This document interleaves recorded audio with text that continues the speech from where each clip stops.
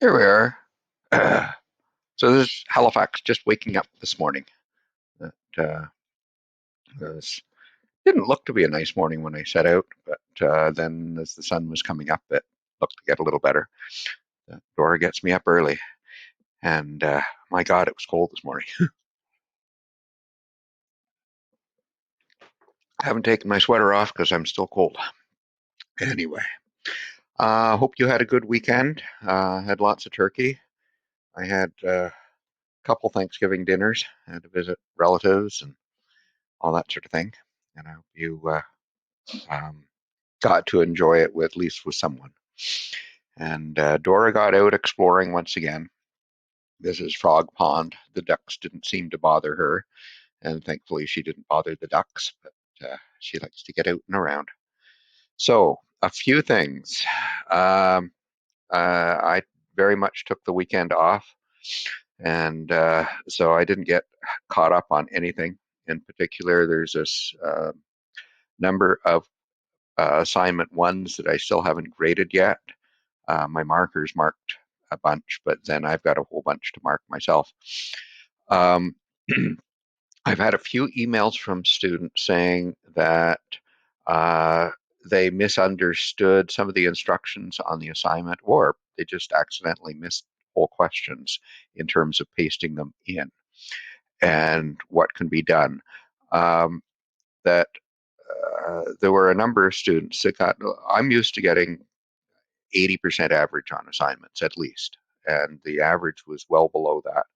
So if there were questions you missed or misunderstood, and if you redo them, email them to me. Make sure you put your name on things. Um, some people have sent me stuff without a name on it, and I'm trying to remember. I print it off and I can't remember who's who. But I'll return 50% of the missed points. That should fix some of them anyway that just had, total blank stuff on that, and see if that seems to address some of the gaps we've got. But those grades are too low. Um, and the same applies with test two. And I've only gone through to look at what average grades were on each of the questions on the test. There were many that were great, that 80-90% of the students were getting them right, and that was good. Um, that there's one where it's almost down to zero. So I'm just wondering, is there an error in the answer key that I gave Top Hat on that one in particular? But then there's three or four where there's probably 40% of the students are getting it right. So that's way too low. So there's something wrong with the question in terms of how clear it was. And I can go through and get an analysis and tell me what answers people were picking. So I'm going to go through, look at all that stuff, and see what types of adjustments or recourse we can make. Because the average was around 11 out of 18, which would probably be 55 to 60%, which is too low. It should be somewhere around 70%. So leave that with me, and hopefully within the week I will come up with some adjustments to that test, as well as the adjustments to the assignment. Um, and the quiz scores are all really, really high, and don't think that a rough test is because I'm trying to bring those quiz scores down. No, that the grades in the course I don't have to pay for; they don't cost me anything. And so I'm quite happy when I see high grades. I'm not disappointed at all. And I'm not trying to curve the grades in the course. So we'll work on that. But I got to figure out what went wrong with that test. I messed up. So um, first off, um, we're sort of at a transition point in the course, going from descriptive models to predictive models. And if you'll bear with me, I'm going to go through a quick recap of the first 9 lectures or so. And so we've been trying to follow that CRISP framework where it started out with business understanding, data preparation. And that's basically where we are at the moment. We've done most of that type of stuff. And we're going to move into the next stage of modeling. And we've gone through in exploring our data. Um, and for me, I can't do data understanding without exploring my data. And in doing that, I'm also doing data preparation. So I tend to do both at the same time. That uh, I normally start out looking at single variables, looking at simple summaries, what's happening with each of those one by one. Um, that and we use various tools for doing that. Um, that looking at not just where the middle is, but understanding what's high, what's low. Are there any lumpy patterns like a bimodal type thing where it looks like there might be two groups that are combined here. And uh, we went through basic simple number summaries, and some have strengths, some are weaknesses. The mean and the median, look at both. Um, the um, the median is nice in many instances because it's not distorted. But for an awful lot of analysis, you end up having to use the mean. And so as long as you know, uh, are there potentially issues in your data that might screw up the mean, you should be okay. And we also are interested in how diverse our data is, what sort of spread that we've got. And it's an easy thing to talk about diversity. It's a hard thing to come up with a numeric measure and then be able to explain what the measure means. Um, you can talk about one group being more diverse than another group, but how do you actually measure it with a number? And going to that stage, we run into trouble. And standard deviation is the most common measure of doing that. Empirical rule is sometimes useful in trying to get a sense of what the standard deviation is telling us, because we use empirical rule to help us understand what's low and high by going out one standard deviation either side of the mean, and very high and very low by going out two standard deviations. But that only works if my pattern is symmetrical. If I've got a skew, a long tail in one direction, then empirical rule sometimes gives me really stupid numbers, gives me negatives when I can't possibly get a negative.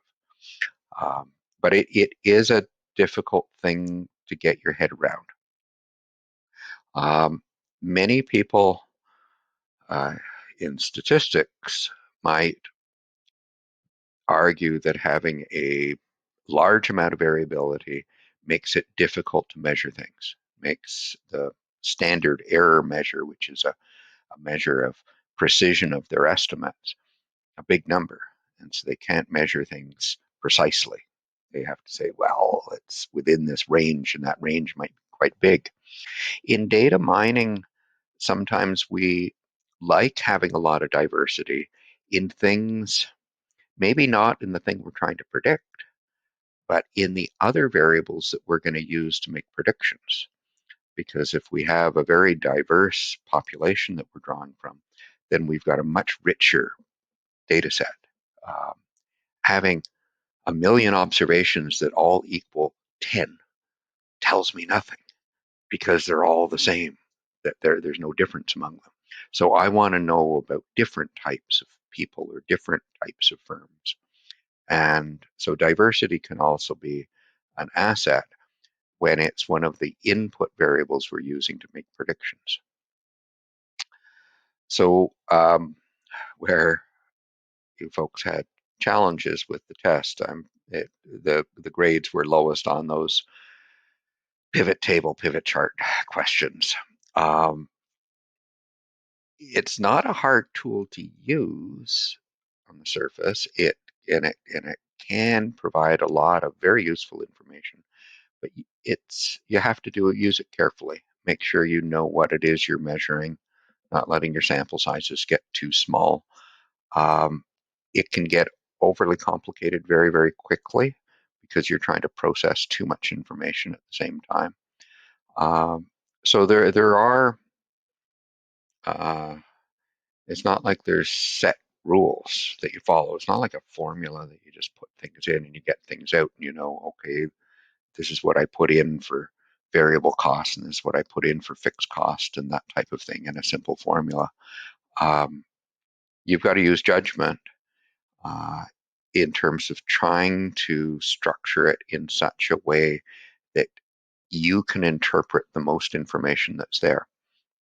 Or if you're presenting it to someone else, that you're trying to project uh, particular patterns that are there. And that takes some practice and getting used to. And um, uh, some people can understand a lot of data, a lot of detail at once. Most of us, it's get reduce the amount of detail as much as you can, make it as simple as you can. Um, then maybe add in, once you see the basics there, you may add more detail, but um, start as simple as you can and as small as you can, and then add complexity. But and be careful. Um, you need comparable scales. Percentages are much better than counts. Watch out for outliers. They tend to distort things very quickly. Watch out for small samples. And if you're breaking it up into different groups to see the patterns, which you want to do, you may end up with some groups being very tiny, and you may not realize how tiny the group is, so that all you need is a few unusual observations in the tiny group, and it's going to distort the average. And it may lead to inappropriate conclusions. So often I recommend that you go back, check on the frequencies. So that percentage or that average that you've got there, how many observations were involved in that? If it's a very tiny number, then it may be suspect data. Be careful.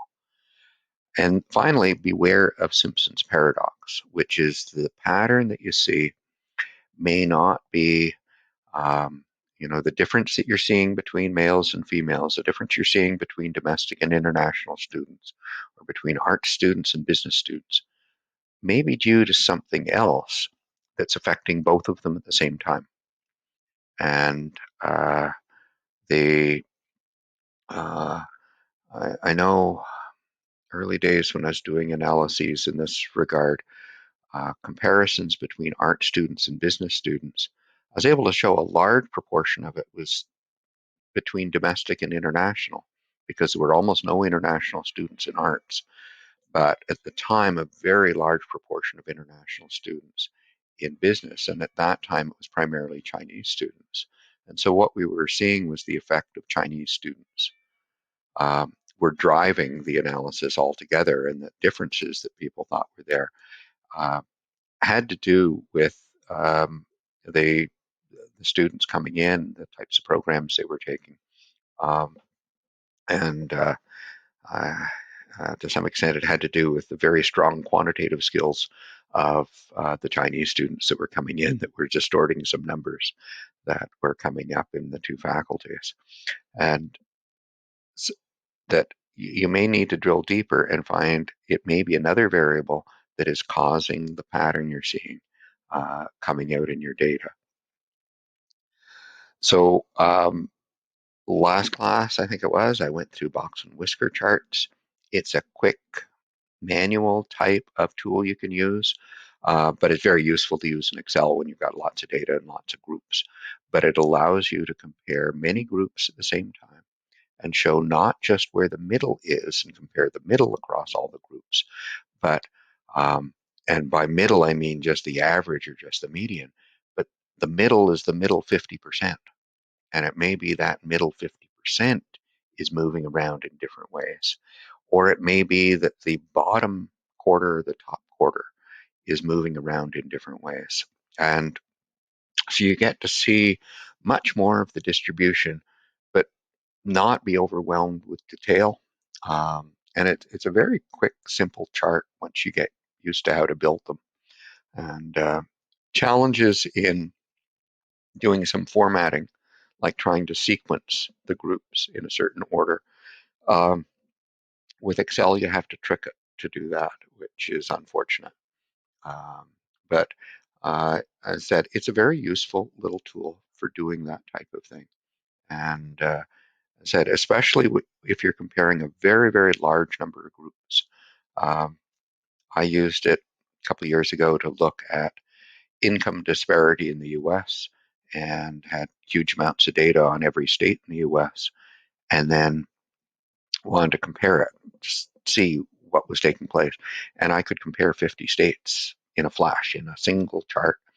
And after a little bit of editing, you could really identify that certain states were extremely poor, some very rich, some uh, were reasonably homogeneous. Most people in the state had similar sorts of incomes.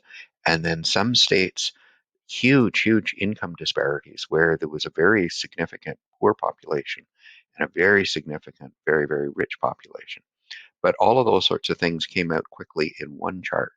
Um, that I was quite surprised at how easy it was to do. So what we're going to zip through today, and I'm not going to use Excel, I don't think, today.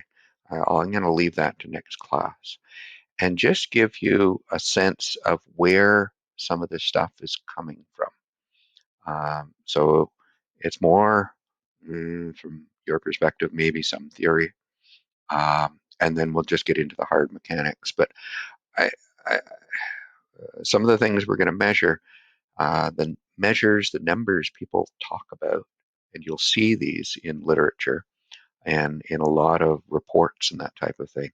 And you may wonder, where does it come from? And I'm going to emphasize the importance of having mental pictures to go with every number, just because I'm a visual guy. So when we're looking for relationships and looking for patterns, why are we doing it? It's so that we've got other questions on our mind, and that leads us into modeling. So we're going to look at value estimation, and so that's predicting a number. We've got one set of variables you could call input variables, you could call explanatory variables. Some people call them independent variables. They're ones that we're going to use to predict an outcome variable, or a response variable, or a dependent variable. There are all kinds of labels used, but we've got inputs predicting one output, just one thing we're going to predict. And the thing we're going to predict is a number. That we're going to use a file that is used in chapter 5 or 6, I think 6 heavily. And it contains data about customer credit cards. It's 400 observations, characteristics of the card holder, and we're going to use it to predict their credit card balance. Why would you want to predict their credit card balance? Maybe you're looking for what's unusual, people that stand out as having balances that are far more than we would expect, given it's not that it's the large amount that's owing, but relative to what we know about that type of customer, for that type of customer, the balance is really high. So maybe there's something going on there, because that type of customer shouldn't be doing that. It's like uh, Nova Scotia Power, I don't think it does it, but if it was working with the police, would be looking at um, electricity consumption and what they know about the customer's residence, the type of home, that type of thing. And if they had a grow up growing marijuana more than for personal use, like converting the whole house into an indoor greenhouse for growing, its power consumption would be radically higher than you would expect for that size home, and the heating conditions or whatever that might be there. And they probably have, they'll have historical records for that structure, ever since it was built, probably. So if they were trying to predict unusual ones, those would be ones where probably some criminal activity was taking place. Something was going on there that shouldn't be. The same thing happens with your credit card. Um, Sometimes you may want to identify those that just don't seem to be borrowing at all. And given their characteristics, they should be. Maybe since you make money off of them borrowing, paying interest, that type of thing, what can you do to induce them to use their credit card more? Um, so, what's happening there? Sometimes you want to understand why, what affects borrowing. Are there triggers, things that if we did something, they would borrow more or borrow less? Or if you were predicting cell phone usage and the number of gigabytes they were using, and you'd like them to use more data, uh, are there things you could do to entice them to use more? And so we call that causal modeling. So you're making predictions, you're building a model to do predictions, but you're trying to find what are the variables that are really important in making those predictions. Um, and or you may end up using it to just, you're going to actually do a classification thing to put people into categories. That can we define those that borrow a lot? Because then we're going to go and approach them to uh, consolidate their debt with a line of credit or take other financial instruments from the bank. And so we're just trying to classify them into high borrowers and low borrowers. But first, we need to build a model to sort of explain some of those sorts of things, to define what is a high level of borrowing. It isn't just borrowing a lot of money, but it's borrowing a lot relative to what their income is or other characteristics of them. So that's what we'll be doing, is building some type of model to do that predicting. The data we're using, I used for a couple of years, finally uh, tracked down who produced it initially, because it was available on a public website, uh, and was in correspondence with him this summer. And he says, no, it was totally simulated. He created it just for teaching purposes a number of years ago. Um, a very successful researcher in data mining, data analytics. But I thought there are some anomalies in the data that would just seem really, really strange. And that explained why some of the strangeness is in it. But it's a nice data set for this sort of purpose that we want. So if I'm trying to predict credit card balances, if based upon what we've done so far, I could start out using tools that we've already got. Maybe I'm going to look at credit risk. So the data set contains information about their credit rating. And the credit rating was just a simulated number. It's not like credit ratings you'll get through a rating agency, in that I think they go from 300 to 800 or something like that. These ones in the data set appear to go from 0 to 1,000. It's on that type of scale. And the lower the score, the higher the risk.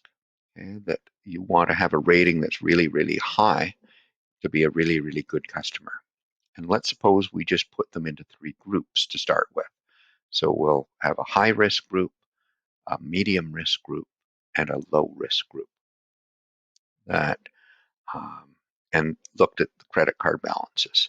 So if I had 3 groups and I wanted to look at credit card balances across 3 groups, let's just use the tool we just did last class and look at box and whisker charts. And that's what I did to start out with. And so I see the high risk group doesn't borrow very much at all, but there are a few outliers in that group. But most of them borrow almost nothing. Between 0 and about $200 is all they keep on their credit card.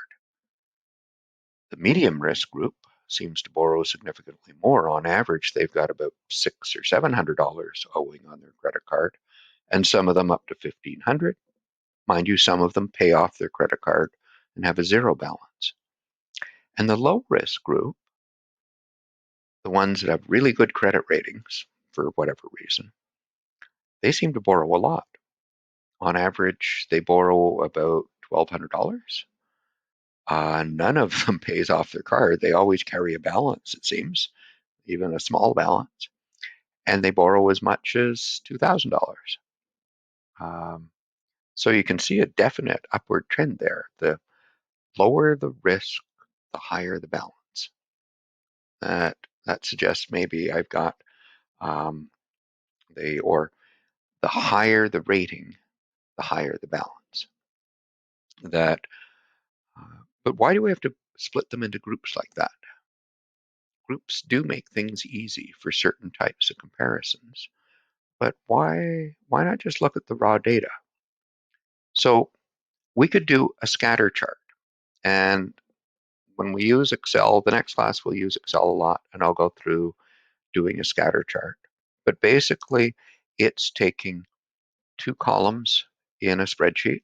One of them had credit score, one of them had credit card balance, and I inserted a chart like we would insert a box and whisker chart or a column chart or some other type of chart.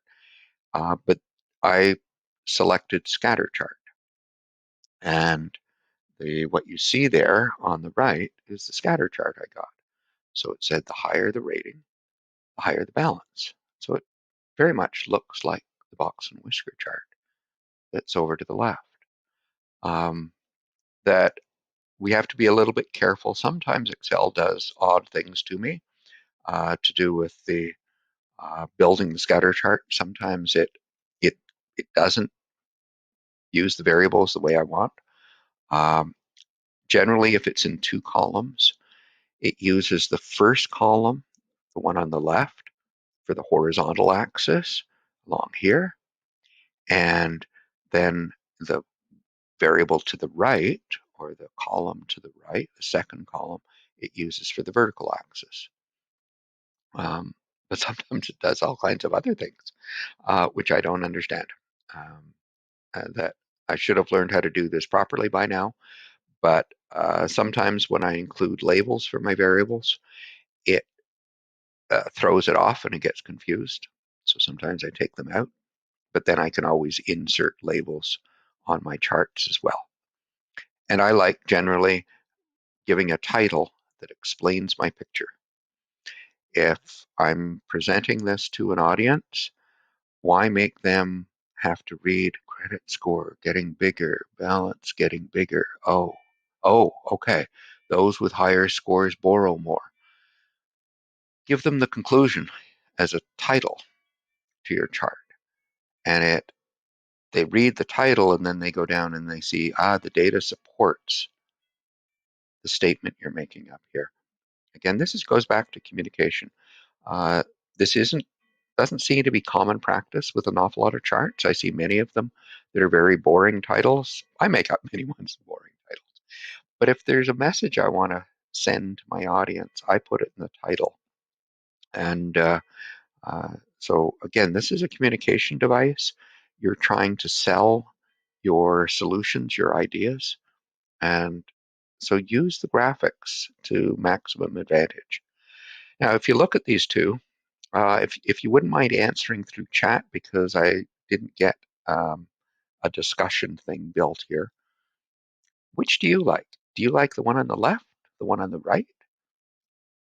Any preference? Are they equally good? Because there's two different ways we can do this. And um, you like the left. You like and it's going to be split.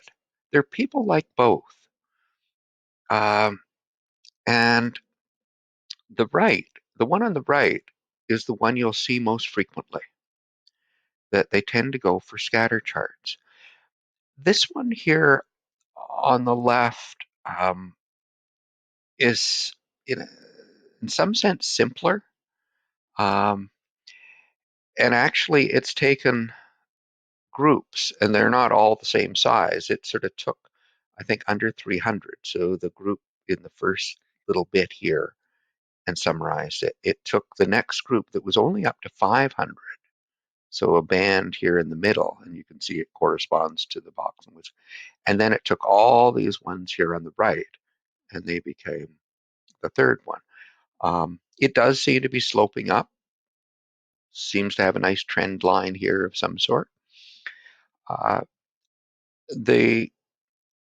if you've got a relatively small amount of data, if you had only 50 observations, 50 credit card holders, use the scatter chart, because you're not going to have enough to do good box and whiskers. But if you've got, what do you think would happen if I had not 400 dots I was plotting here, but 40,000 dots? What do you think this picture would look like here? Any thoughts? How would it change the picture if I had 40,000 dots instead of 400?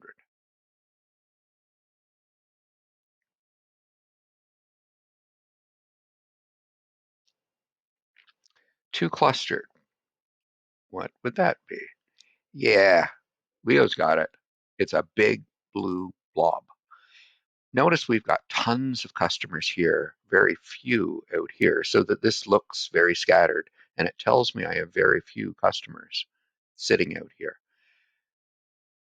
This section here would be solid, absolutely solid, and we might have some outliers out there as well, because we've got more and more observations.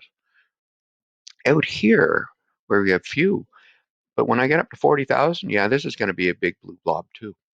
I'm going to get a large mass, and it's going to get wider going, up, down, whatever way you want to. The breadth of that thing is going to get thicker, just because the more I've got, the more likely I'm going to have someone with a really high balance and people with very, very low balances. So I'm going to get what will appear to be more spread. And I won't be able to distinguish the fact that they're concentrated it really into this area here.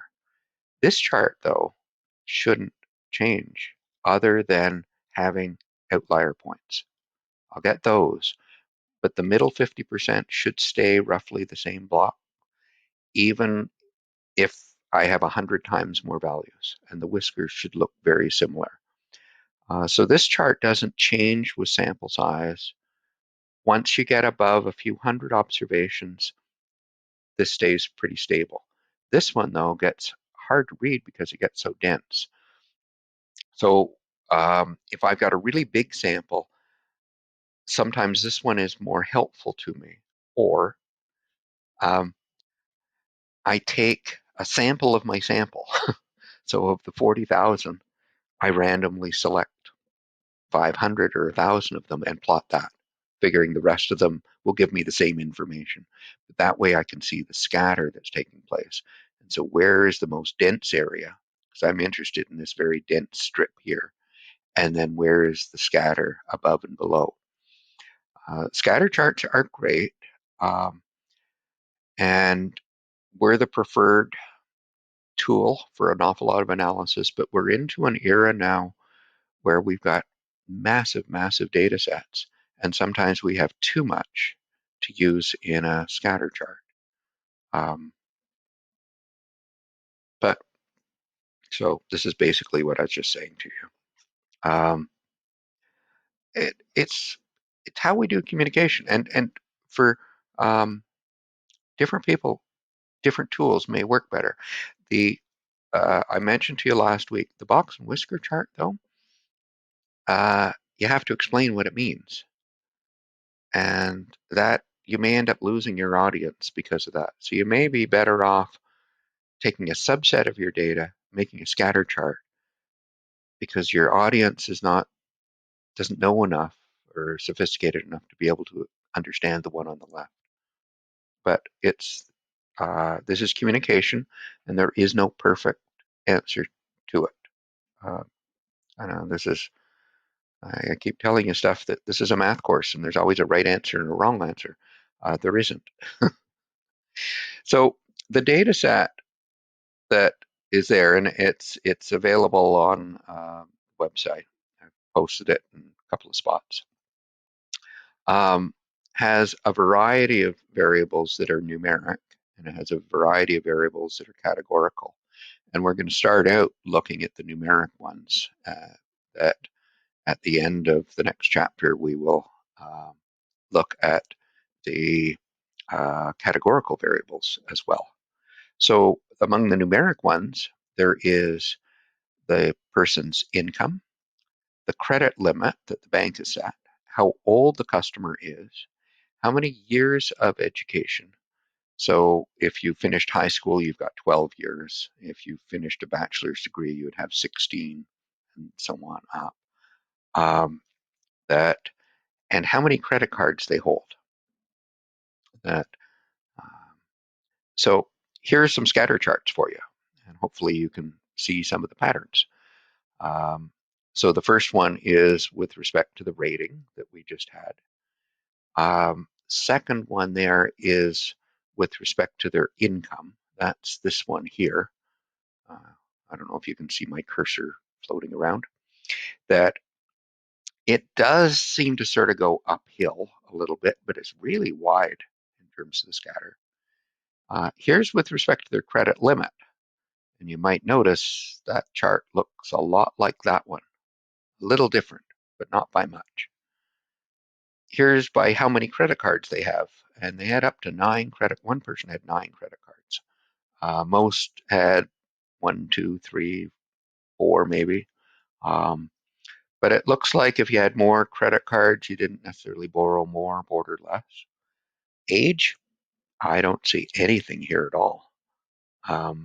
That this looks like age goes down to 0.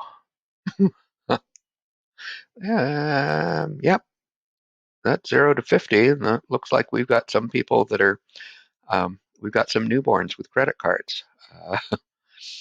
And years of education, we've got a whole bunch of people here that have less than high school education. That seems awfully low. And then all the way up to 18 or 20 years of education. Gee, I don't have that much. They've got a whole bunch that are up here. As I said, the data set I found had strange things to it that I couldn't understand. And part of it was, why do we have values down here? And with the education, it just didn't seem quite right in terms of some of the high and low values. I thought this was a strange set of people that they had credit card data on, until the author corrected me and said, well, you sort of made up the numbers. So we've got some, it looks like we have some things that might predict the balance and others that are probably useless to us. Maybe. We don't know. We'll see as we go along. But there seems to be a relationship, some strong, some weak. Looking at relationships through pictures is useful. But if you've got a huge number of variables to look at, you may want to come up with just a quick number summary, a simple measure of how strongly they're related. And that's where it starts getting messy. It's just like standard deviation. I want to have a measure of diversity, and then I get a number, but what does it mean? Okay. So this is what we're going to look at. You'll often hear of correlation, and I'll give you an idea of where all this comes from. So if I take my data, and this is the, I've used credit limit. It's the same as the credit rating almost. And 500 was the average balance. So I draw a line here. And credit rating, 5,000 approximately, was the average credit limit. So on average, the balance is 10% of their credit limit. So I've created 4 separate quadrants, and it tends to split then my data into these 4 boxes. If there's a strong pattern, I'd expect it to be down in this, a strong upward sloping pattern.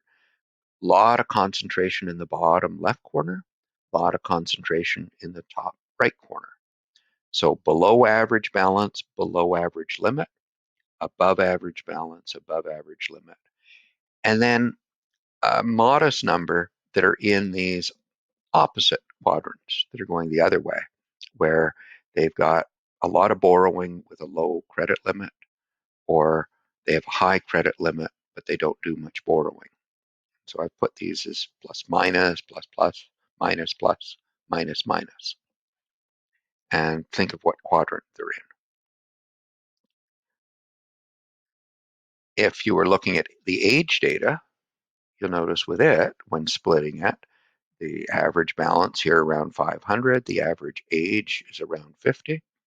That, oh, sorry, age only went down to, now that I've blown it up, around 22. So we have no newborns, but we do have some that are 98, okay, with owing a lot of money at 98. I'd be worried as a bank, are they going to be able to pay this off before they pass away? But look at the scatter, that we seem to have lots in all four blocks. So when there is little or no pattern, the dots seem to be spread among all four quadrants. But when we do have a strong pattern, they seem to be concentrated in, say, these two quadrants, or maybe it could have been those two going downhill. But you get some sort of pattern to where they're concentrated. So, but we're looking at variability and diversity, just like variance and standard deviation. Uh, Variance looked at each value, subtract the mean, square the difference. Okay, so if those differences were negative or positive, it doesn't matter because we're going to square them. And we looked at the average of those, and that was what we called variance. Suppose we take a look at the credit limit, and are you above average or below average in terms of the credit limit? And we look at the credit card balance, and is your balance above or below average? If you have a below average, um, your credit limit is below the average, and your borrowing is below the average, you're down here. And I'll get a minus times a minus, so you're going to get a plus. If your credit limit is above the average and your borrowing is above the average, so you're in that top quadrant over here, I get a plus times a plus, and I get a plus. So in that previous guy, when I do the multiplication, these guys give me a positive value. When I multiply the gaps in this one, I get a positive value. But with the other two, I'm going to get a positive and a negative being multiplied together. And that's going to be a negative. So if I've got a huge number here and here, those are going to outweigh the ones in these two. But if they're evenly spread, they're all going to balance each other out. And if I add them all up, I'm probably going to get 0. They're going to cancel. So variance, we look at the difference between a value and the mean, we square it, we average it. A thing called covariance is the difference for what's on the horizontal times the difference on the vertical. Multiply those together. We divide by n minus 2. Don't worry about y. And we average that out. Covariance is positive, then I have a pattern that's going uphill, like I just had. If it was negative, I've got a pattern going downhill. And if there's no pattern, I get something around 0. Folks in finance, when you take finance, they'll talk about covariance. This is the thing they're talking about.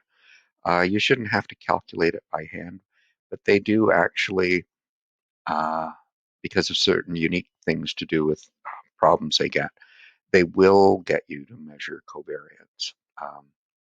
I don't like it because just like variance, the units are squared units. What does credit rating times credit card balance mean? Rating balance, what are the units? It's a very strange measure. Just like variance, where we had square dollars, strange units. Very hard to understand. I can't at all. And I worked with this, you know, almost 50 years. Um, and I still don't understand it. You show me a covariance, and I don't know. I don't know how to interpret it. If you standardize it for me, so I have a sense of, well, how variable were the credit limits? Was there a lot of variation, or were they all the same? The credit card balances, was there a lot of variation, or were they all the same? Because if there's a lot of variation up and down to begin with, then the covariance is going to get bigger. There's a lot of variability in credit limits, then I'm going to end up with a bigger number. So if I divide by the standard deviation, the variability of the x's, the variability of the y, the variability of credit limits, variability of balances, the units actually will cancel out. So it has no numbers associated with it. I'll end up with balances divided by balances and limits divided by limits. And so this is just going to be a number. And it turns out the number cannot be smaller than -1 if it was negative, if I got something going downhill. It can't be greater than +1 if it was going up. And we already noted that if there's no pattern, things cancel each other out, and covariance should be around 0. So 0 reflects no pattern. 1 reflects a very strong pattern going up, and a -1, a very strong pattern going down. And this is what's known as correlation. And most of the time when people talk about correlation, and if they give you a number, this is the one they're talking about. There's actually a whole bunch of measures of correlation, other ways of measuring it. But this is the one that almost everybody uses. This is the most common one that's used. But for me, I need to get a sense of, well, this one where we had a really strong pattern, what's its correlation look like? 0.86. So the biggest number is a 1. So this is 0.86. So it's close to 1. Still a lot of variation that was in here. We'll go back and look at this thing in a minute. Here's the one with income, where there was a huge amount of spread, and it was actually hard to see, is there a pattern here or not? It looks like it may be going uphill, primarily because we had a few out here that were a little bit high. It's 0.46. You would have thought it goes between 0 and +1 if it's going uphill. So what does +1 look like? Perfect 1 is a straight line. A straight line with no scatter above or below, but just perfectly along that line. And so I'd think, and if this is age, this one's effectively 0 in terms of pattern, 0.002, really close to 0. I would think 0.46 should be somewhere between this and a perfect line.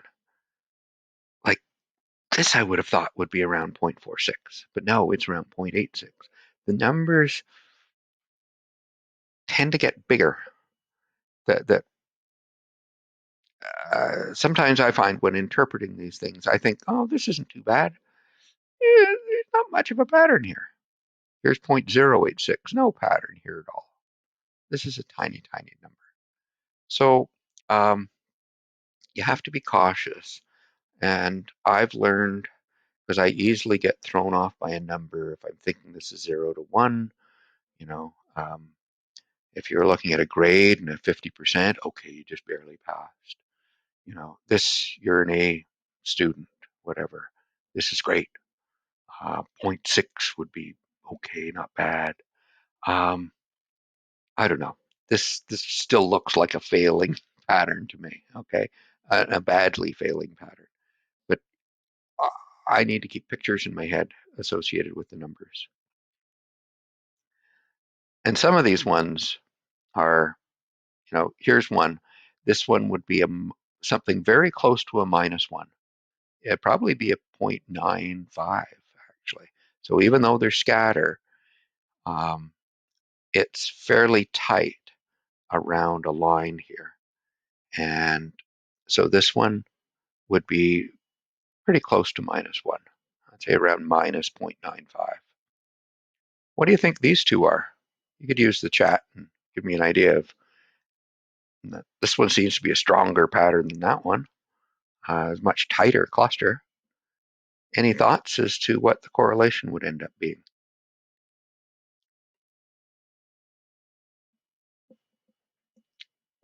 Nobody's typing. Oh, nope, someone's typing. Lem is typing.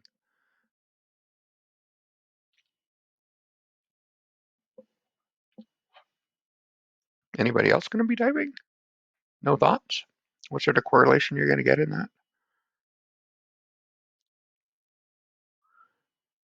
Okay, you remember from the quiz. Yeah, no correlation. Why? There's a really strong pattern here, especially the second one. Think of it as the 4 quadrants. Go and slice this one across the middle, slice it up and down. So the middle is roughly here, okay? And you can see there's a chunk up top, chunk down here, chunk over here, chunk up here. It's evenly spread among the 4 quadrants. So the correlation is going to be around 0. Same thing happens here. Here's the middle, right around here, if you can see my cursor.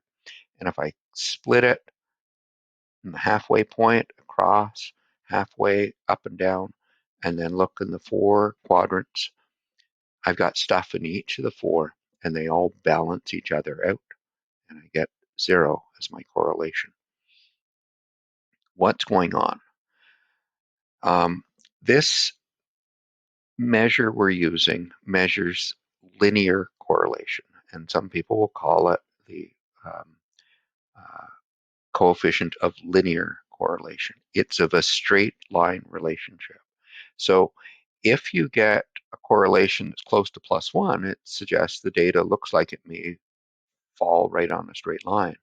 But if I got a correlation that's only 0.2 or 0 or something, all I can say is there probably isn't a straight line relationship, but there may be a curve. And you won't be able to tell unless you see a picture. So the correlation coefficients, most of the time we're looking for straight lines. If you did quant 1 here, we use straight lines all the time because straight lines are easy. That they're easy to explain, they're easy to interpret. Turns out they're easy to estimate. The math is so much easier. And so the first thing, we're always, when building models, following the KISS principle, keep it simple, stupid. Keep your model as simple as possible. The simplest relationship is a straight line relationship. And we're going to see later that, well, maybe we've got a curve though.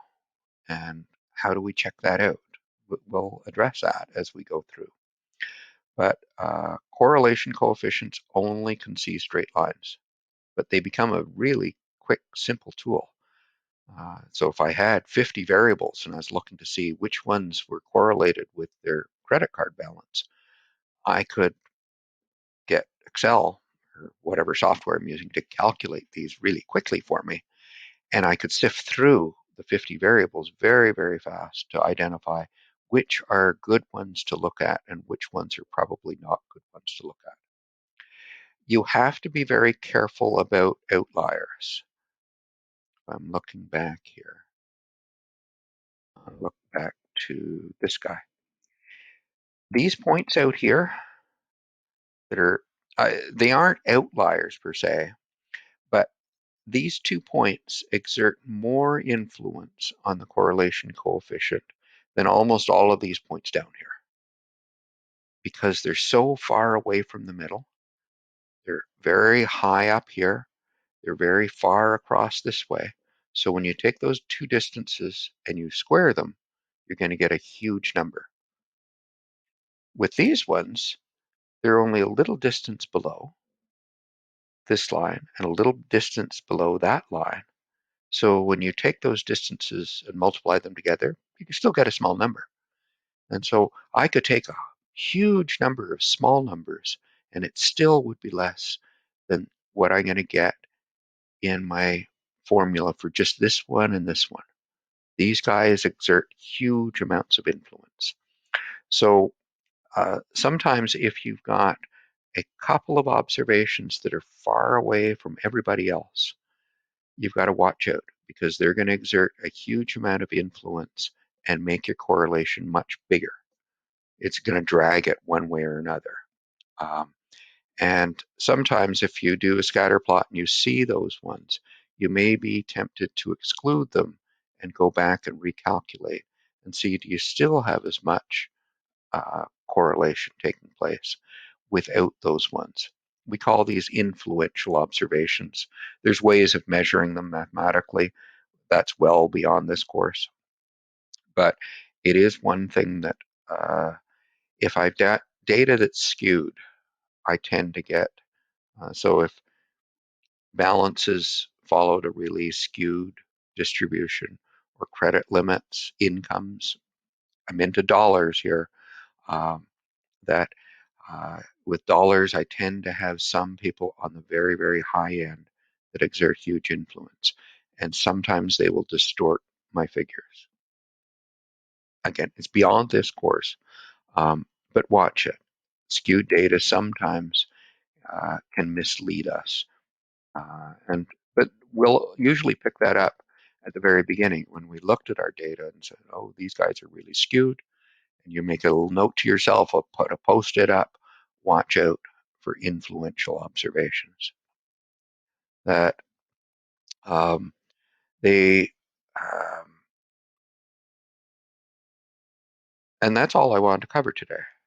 So that if I'm looking for a pattern in my data set, that, and we're going to eventually be building models to predict bank balance, scatter chart is usually the starting point. And I would add a correlation coefficient to my scatter chart. I look at both. That the correlation is going to be helpful to me. And as over time you get used to seeing the numbers and have a sense of how to interpret them. And just remembering that if it's really close to, oh, that should be a -1, not an =1 or a +1, it's a stronger relationship. But the it only measures straight lines, which most of the time is not a problem. Most of the time, we're only looking for straight lines, and over the range we're studying, we can use a straight line.